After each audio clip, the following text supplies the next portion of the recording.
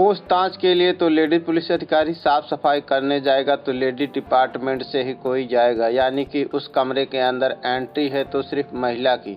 मुंबई का एक हॉस्पिटल है जहां पर लगभग 15 साल की एक लड़की एडमिट है।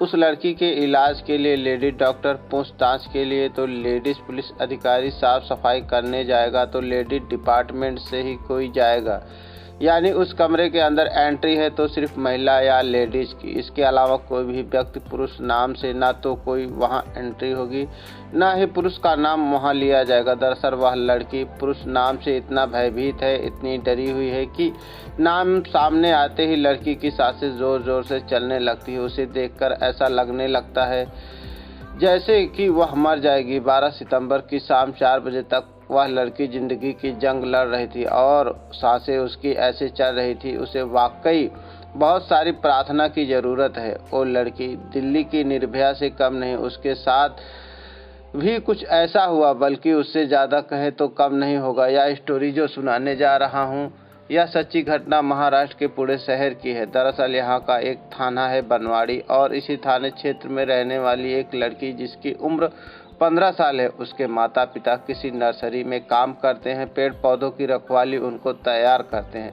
31 अगस्त की रात 10 बजे के आसपास की वारदात है। यह लड़की अपने एक दोस्त से मिलने के लिए पुणे के रेलवे स्टेशन पर पहुंच जाती है। वहां जाकर उस लड़के का इंतजार कर रही थी। रात के 10 बज चुके थे मगर उसका दोस्त नहीं आया, जिसे लेकर वह परेशान होने लगी। अचानक ही उस लड़की पर एक ऑटो वाले की नज़र पड़ जाती है और जैसे ही ऑटो वाले की नज़र पड़ती है, ऑटो वाला उससे पूछता है कि तुम क्यों रो रही हो, क्यों परेशान हो, क्या मैं तुम्हारी कोई मदद कर सकता हूँ। तो लड़की को एक मदद की ज़रूरत थी। उसे लगा कि शायद यह जो व्यक्ति है लगभग जिसकी उम्र 30 साल थी, उसने अपने दास्तान उसको सुना दिया, बता दिया और कहा कि यह अपने घर वालों के बिना मर्जी से यहाँ रेलवे स्टेशन पर अपने दोस्त के मिलने के लिए आई थी। दोस्त नहीं आया इसलिए वह परेशान है। इतना सुनने के बाद वह ऑटो वाला वहां से चला जाता है और करीब 10 मिनट के बाद फिर वापस लौटकर आता है। उसने कहा कि जिसका तुम इंतजार कर रही थी, दरअसल वो लड़का बाहर खड़ा हुआ है और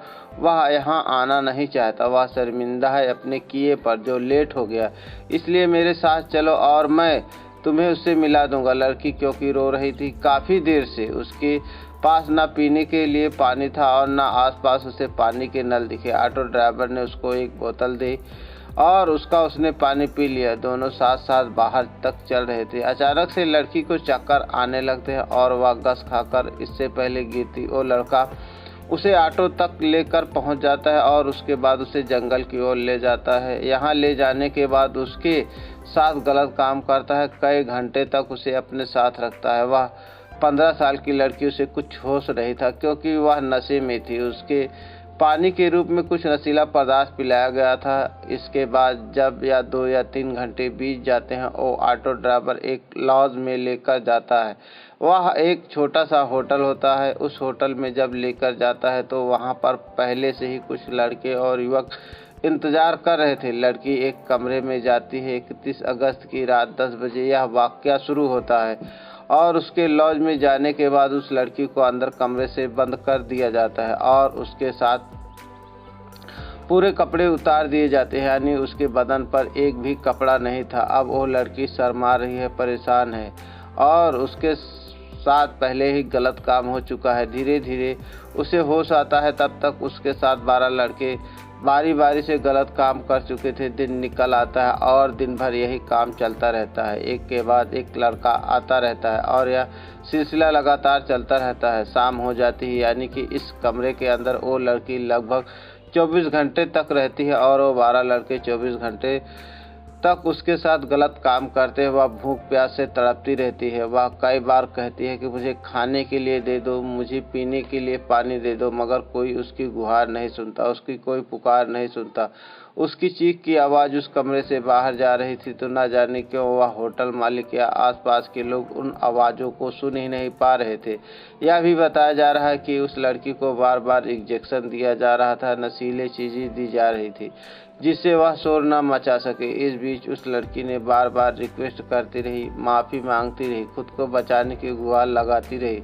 इन 12 लड़कों में से एक लड़के को दया आ जाती है और उसके बाद यह लड़का उस लड़की को ले जाकर मुंबई के दादर रेलवे स्टेशन पर छोड़ देता। अब यह सारे आरोपी फरार हो चुके थे।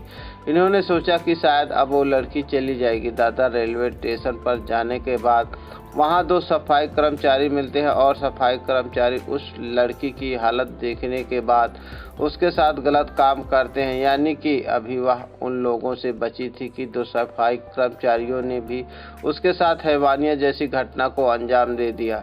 दादर रेलवे स्टेशन के सफाई कर्मचारी ने उसके साथ गलत काम करने के बाद अपने पास काफ़ी समय तक रखा और एक ऐसी ट्रेन में बैठा दिया जिस ट्रेन की जो दिशा थी वो उत्तर की ओर जा रही थी। कई 100 किलोमीटर का सफ़र करते करते लड़की चंडीगढ़ पहुंच जाती है। एक कोने में डरी हुई सहमी हुई बैठी रहती है। इस बीच न जाने कितने लोग आते हैं जाते हैं, मगर किसी भी व्यक्ति की नज़र उस लड़की पर पहुंची ही नहीं। वह बड़ी परेशानी से गुजर रही थी। उसकी परेशानी किसी को दिखाई नहीं दी, यह भी किसी ने जानने की कोशिश नहीं की। 48 घंटे से ज़्यादा उसके साथ 12 अलग लोगों ने 2 सफाई कर्मचारियों ने गलत काम किया था। उसके साथ इतनी दरंगिदगी हुई थी, ना जाने क्यों किसी की उस पर नज़र ही नहीं जा रही थी। जैसे ही ट्रेन चंडीगढ़ में जाकर रुकती है, एक जीआरपी का पुलिसकर्मी उधर से निकल रहा था। अचानक उस लड़की को देखकर पल भर में समझ जाता है कि कुछ तो गड़बड़ है इसके साथ। वो उस लड़की से कहता है कि तुम परेशान हो, मैं तुम्हारी कुछ मदद कर सकता हूँ। मगर वो लड़की पुरुष जात के नाम से डरी हुई थी, घबराई हुई थी, क्योंकि वर्दी में भी तो एक पुरुष ही था। उसे लग रहा था कि हो न हो या भी उसे ले जाकर उसके साथ गलत काम करेगा। वह लड़की चंडीगढ़ उतर जाती है, क्योंकि उस ट्रेन का लास्ट स्टॉपेज जो था वह चंडीगढ़ ही था। अब रेलवे स्टेशन पर उतर जाती है और डरी सहमी एक जगह बैठी होती है। मगर वह पुलिस वाला बहुत अच्छा इंसान था। उसने CWC यानी चाइल्ड वेलफेयर कमेटी से संपर्क बनाया। वहाँ की एक महिला अधिकारी तत्काल मौके पर पहुंची, उस लड़की को खाना खिलाया, उसे अपने पास बिठा और घंटों तक उसको दिलाता देती रही।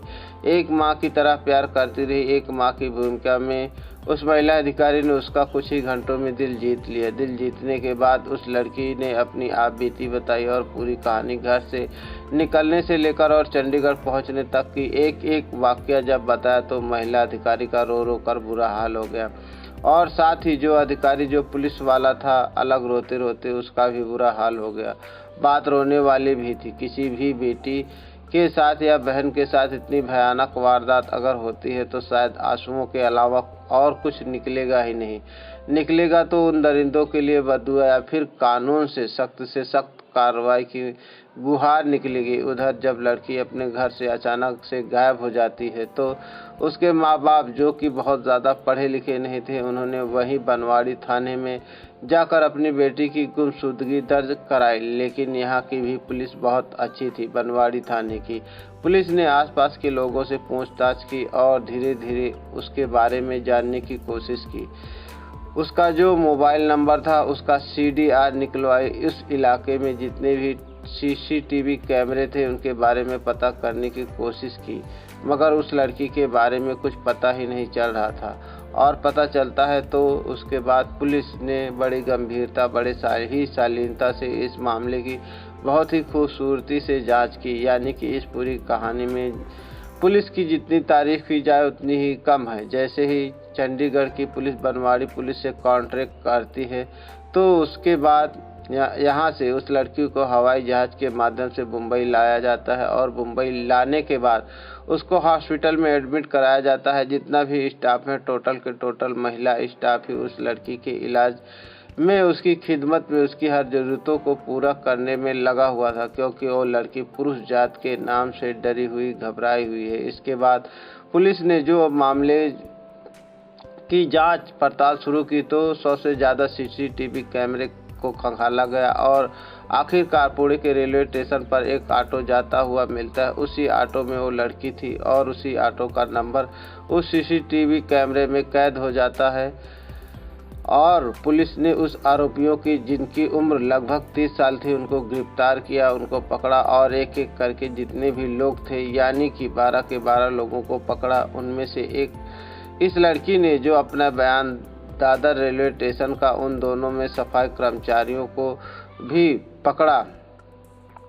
फिलहाल अभी तक इस मामले में 16 आरोपियों की गिरफ्तारी की है जो इस केस से सीधे तौर पर जुड़े हैं। मुंबई पुलिस की प्राथमिकता है कि इस मामले को फास्ट ट्रैक में चलाया जाए ताकि अगले 10 से 15 दिन या लगभग 1 महीने में इस केस का निर्णय आ जाना चाहिए। जितने भी दरिंदे हैं, जितने भी आरोपी हैं, सबको फांसी की सज़ा कम से कम होनी चाहिए। मैं सैल्यूट करता हूँ उस पुलिस को, जीआरपी की पुलिस सिपाही का मैं सैल्यूट करता हूँ उस महिला को जिसने इस लड़की का दिल जीता,